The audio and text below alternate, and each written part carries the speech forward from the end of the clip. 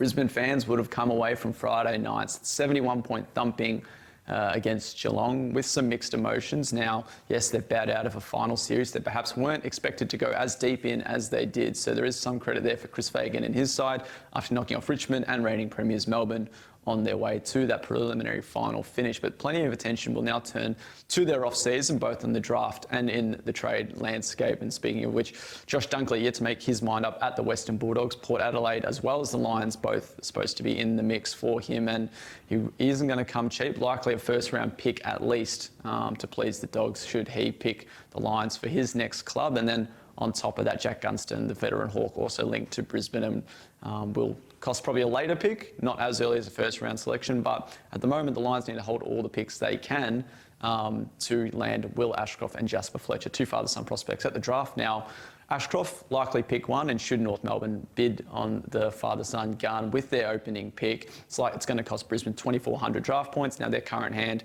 really only tallies just over 2,000 draft points. So they're going to have to do a bit of trading, likely getting rid of their first-round pick for this year, which is priced at pick 15 at the moment. And then on top of that, some later selections and even future selections. So they still want to hold on to probably their future first round to get Dunkley, but plenty of moving for their draft hand this year and potentially some later future selections to get both Ashcroft and Fletcher, who another top 25 prospect won't come cheap either when it comes to draft points. So there's a bit to play out there. Now, they will get some compensation from Dan McStay. He's expected to go to Collingwood on a pretty heavy deal that could see the Lions land a pick probably in the second round, and that's certainly going to help them with building up some draft points and trying to lure both Gunston and Dunkley. Should they tick all boxes of Ashcroft, Fletcher, Dunkley and Gunston in the one-off season, despite losing the likes of McStay, then it's certainly still going to be a very good off-season for a club that was just one game away from a grand final this year.